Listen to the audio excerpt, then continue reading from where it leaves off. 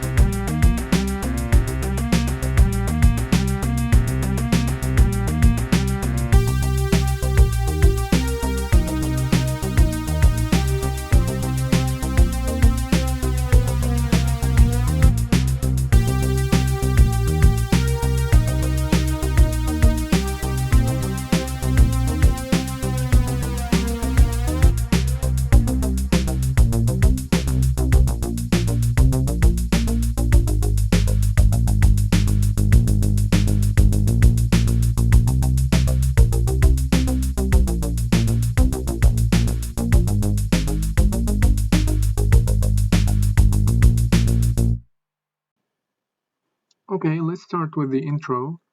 I used a plugin called Addictive Keys. It's a free plugin that came with my digital audio interface. So down here I can click Shift Tab to look at that plugin. I can click Configure and the name is Death Row. So when I was going through all the different sounds, I was like, this sounds familiar, and I remembered Depeche Mode's song. So I recorded, it's basically 3 notes repeated 6 times, as you can see here. The last note is only different, so it's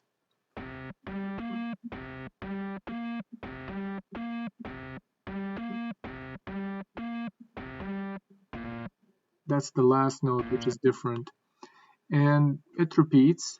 But also, if you notice in the intro, like the sound changes. So I go back and I added here this effect. So let me play for you and you will see, notice how this will go up as the sound basically progresses.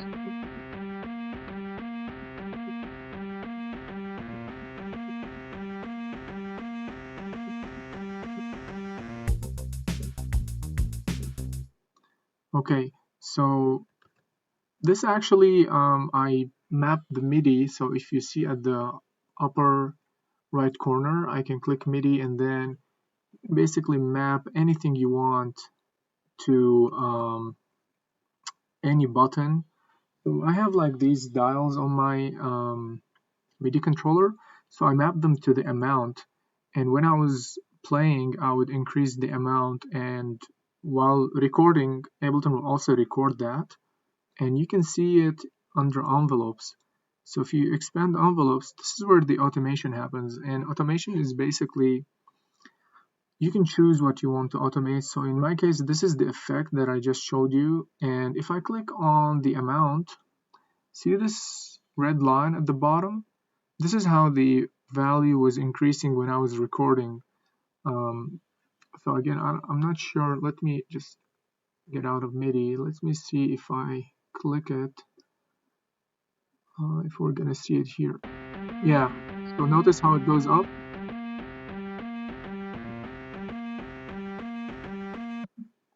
Yeah, so it was recorded how the effect value was changing.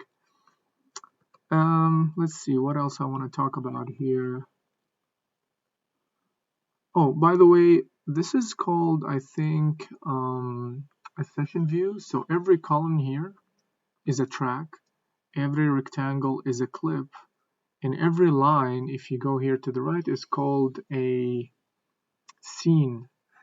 And what's cool about this kind of view is that you can create those clips and then move them around and try different combinations, and you can also add actions. So for example, when this clip or when this scene ends, you can start the next one. I'll show you later how this is done. Let's go back to the MIDI here, to the notes. Yeah, obviously you can, if you don't have a MIDI controller, you can basically just add the notes yourself. Like you can copy paste it. Control D will duplicate. You can right click, then draw mode, and you can add them like that. So you don't really need a MIDI controller. The fold option here folds all the notes that you have to only the ones that you kind of added. Kind of like a more concise view. And what else? So we talked about how the effect changes. So I copied this the same clip to the next scene, but I wanted like a lower volume. So I went to envelopes, and if you click on mixer and then track volume, you can see this red line. So I basically lowered it for all of the notes, and obviously you can change it any way you want. So you can increase and decrease the volume. You can do stuff for panning, so if you want to like the sound to go from left to right. So that's what I did here. I think that's pretty much it for the intro. Small diversion, I want to actually talk about the Alesis MIDI controller editor. So this is where you can change some programming. For example, for the keys, you can choose the curve. So when you hit the key, it sends a MIDI signal, and currently it's set that basically if you see, this is the chart number 4. So if I go to the editor, you see the curve is number 4. So it means so the horizontal is how hard I hit, and the vertical is the velocity. So all MIDI kind of those messages, the velocity is between 0 and 127. Think of it as the volume. So the harder you hit, the higher the volume. But the relation between how hard you hit and the volume is basically defined in this curve. So you can choose what curve you want. So you see like the first one is linear, so it's basically proportional. So if you hit, let's say, with force 1, the velocity will be 1, and so on. When you see here how it's the arc here is going down, so it means it is a bit slow to reach the higher volume. So no matter how hard you kind of hit, you notice it's still kind of the velocity is low. While this one is the reverse. So notice how here on the horizontal, like as soon as you hit, it peaks immediately to kind of like a higher volume, then it's like stable and goes up. Unfortunately, when I was using like number 3 or 4 and try to play like piano, it would like the volume would be so low and I have to hit really hard. So I chose curve number 8, and notice that here like it's the curve is actually a line, a horizontal line at velocity 127, which means no matter how you hit the key on your keyboard, you hit it soft or hard, it's always going to be velocity 127, so like the highest volume. So that's what I chose for my keys and for my pads. So here it's not showing the current setup, but basically you can come here and change the curve. And one thing to notice, when you're done doing the changes and you want to upload them to your MIDI controller, you say send preset to hardware, but it doesn't work if your Ableton is open. So make sure Ableton is closed, and then you can upload your preset. And yeah, obviously just read the manual. It's pretty straightforward. For example, for the they call them the drum pads, like if you see the velocity is set here to 0, it means if I remember right from the manual, it's gonna follow, when you set it to 0, it's gonna follow the curve, so it's gonna follow how hard you hit. Otherwise, if you choose a different value, I think ignores the curve. I don't remember, to be honest, but yeah, the manual is self-explanatory. I guess the only idea that I wanted to explain is the curve and the gotcha that you have to have Ableton closed if you want to upload your changes. So going back to the keys, so since I set all the velocity, you can see it here, the velocity at the bottom, and you can see it's all 127 because that's how I set up my controller. But obviously when someone is playing piano naturally, not all the notes sound the same volume. So I saw in some videos on YouTube that there's I think a MIDI effect where you can randomize the velocity. Oh, here it is. So total random. So in this way, when you add it to your, so you can just drag and drop it to your MIDI track and it will apply it. And then you will have random kind of volume. So it gives more or like a more organic or natural way of playing. But for me, I didn't really care about this because the synth that I'm using has a bit of a distortion, and also like I have the sine effect that increases. So I think it matters more when you're playing like a more natural piano. Okay, let's talk about the drums now. So this is my drum track. So what I did, so if you open drums here on the left, you can see all the different kits. You can click on them and listen how they sound. You can drag and drop them to get the entire kit. For me, I wanted to choose like different, what do you call them, like the kick and the hi-hat and the snare. I want them to be different, not from some kit. So I drag and drop the drum rack, and you can see it here at the bottom. So you have those 16 kind of like pads. So the lower 8 are actually connected to my MIDI controller, so I can click them and play the drums if I want. So here's my kick, snare, and the hi-hat. So what I did, if I click again on Shift Tab to see the track, so I just enabled the loop here for you guys so you can listen to it.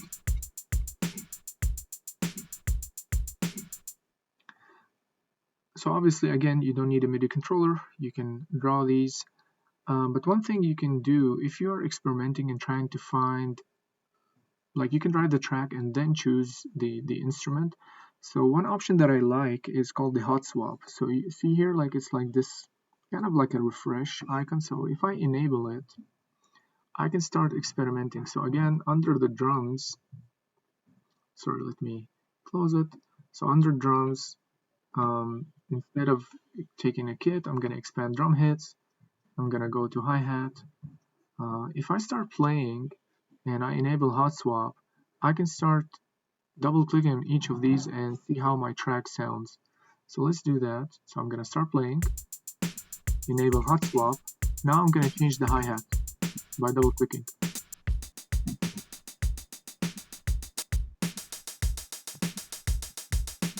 Now I'm going to disable the hot swap.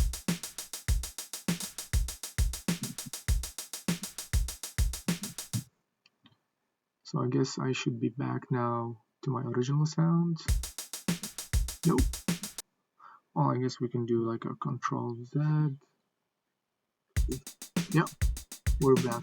But anyway, I find the hot swap really kind of like a cool feature to kind of experiment until you find the sound that you want. So this is regarding the drums really. Nothing kind of crazy about it. So yeah, like I played the snare and the kick with my drum pads, but the hi-hats were too fast for me, like on a 100 beats per minute tempo, and it's a 1/16th note. Or yeah, so I used the draw mode and just dragged it across. So that's something you can do as well. Okay, let's talk about the bass now. So again, you go to instruments, bass, you choose whatever bass you want, you write the notes. It's only 3 notes that repeat.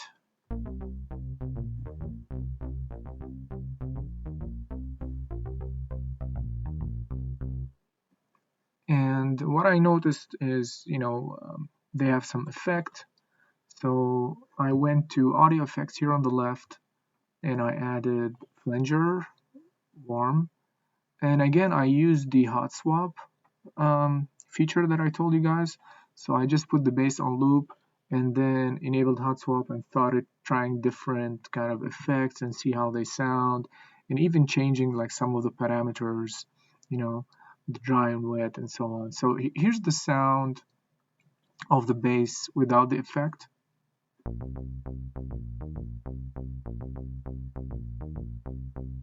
And now with the effect.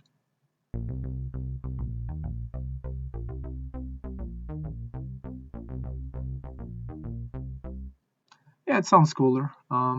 But honestly, I added all the effects when I kind of finished the track. I started like re-listening to the original song, and it definitely adds more character. So yeah, the bass. And regarding the bass, I actually wrote it with the draw mode. It's a bit too fast for me to kind of like write on the keyboard. Again, I'm not a keyboard player. I played guitar for a long time, but this would be me to be on the keyboard. Yeah, that's it for the bass. Okay, now for the fun synth, I guess, the famous sound. So I used under plugins, I have Expand too. It also came free with my Alesis V61 MIDI controller. So here at the bottom, if you click on the wrench, it will show you the sound that I use. It's simple saw. And if we click Shift Tab to go to the MIDI notes, so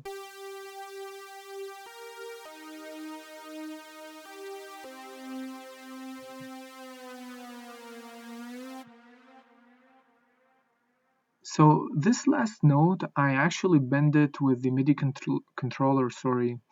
You know that wheel that does like the pitch shift?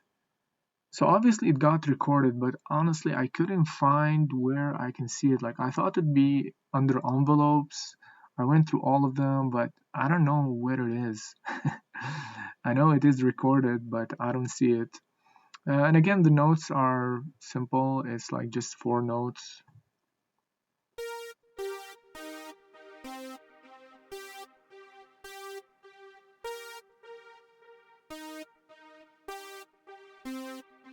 That's it. And again, like this long note is the one that you bend. Um, and one thing I also did, I added an echo. So let's hear it without the echo.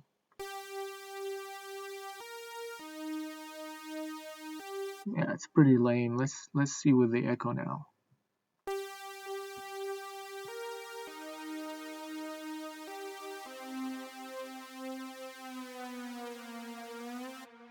Yeah, much better. And again, guys, like use the hot swap. Just enable it, put your track on a loop, and go through audio effects. Yeah, it's pretty fun. I like how it sounds. Okay, now the last part, which is the other bass line. I think it's pretty much the same notes. I think no, one note is different. Obviously, different pattern. It just repeats, and I'm using the same flanger effect. So if I play it, I'm just gonna play it alone.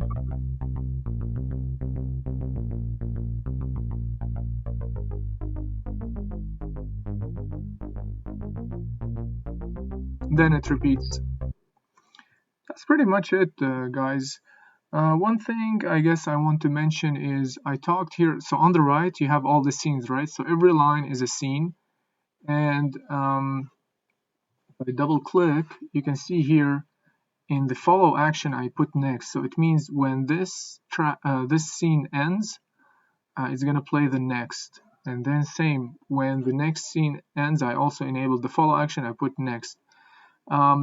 There's a lot of things you can do, but yeah, it's like randomize or whatever. For me, I only cared about next. And one thing to notice is, so this theme plays like I think 4 bars. So when you want to start the other one, the next, you have to say when to action the next. So as you can see here on 4. Now for the third scene, I'm saying because the second scene is 8 bars, so I'm telling it to start after the 8th. So what this translates to is basically when this ends, the first one, the second starts, and third, and so on. And yeah, and when you play, you can see that the second one is kind of like glowing. It means it's gonna start next, and so on. Let me enable all tracks. And now for recording. So obviously, guys, this view is used for experimentation, like I said, but the actual kind of recording happens in the session view. So see how it's all like grayed out, because I am kind of using the arrangement view, and you can swap between the two by clicking on tab. And when you click record, so let's say I put here and you click record, you're recording in this view. If you click shift record, then you're gonna be sorry, I have something playing. So when you click shift record, it's gonna record what you're playing here. So for me, when I wanted to record the entire track, what I did is I clicked shift record, then I clicked on play, and it recorded the entire track for me. So as you can see it here, this is the track. I'm just gonna click on A to show the automation. For some reason it's not showing it. Okay, here's the automation.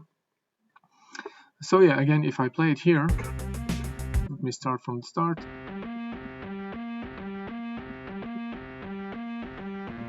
So as you can see here,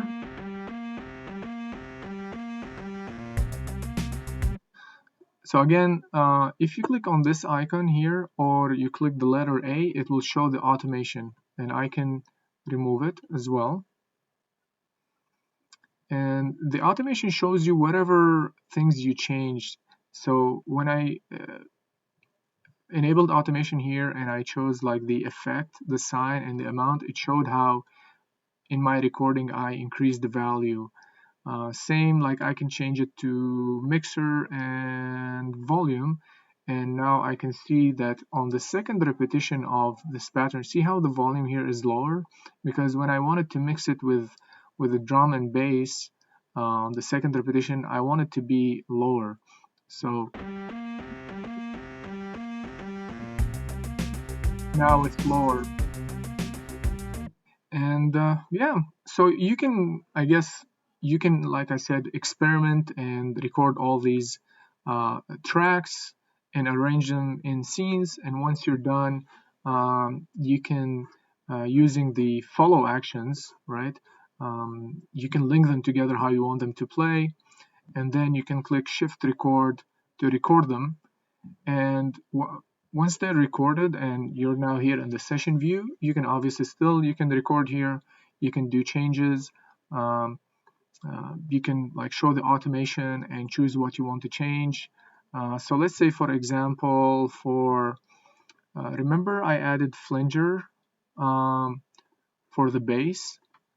So this flinger has a lot of like, parameters, so I can click on any of them, and then the red line is basically representing that parameter, and I can change them here. So yeah, that's one thing you can do. Once this is all like you're done, you can click on file and then export audio, and then you will have your track. So yeah, this is the tutorial. For me, it was really fun, and I'm super happy with the result. Again, I only started 2 weeks ago. I'm enjoying it. It's a good hobby, especially it's super cold now here where I live. It's like -20, gets to -30. So staying in the house is not boring anymore. All right, guys. Hope you liked the final result of the track. Cheers.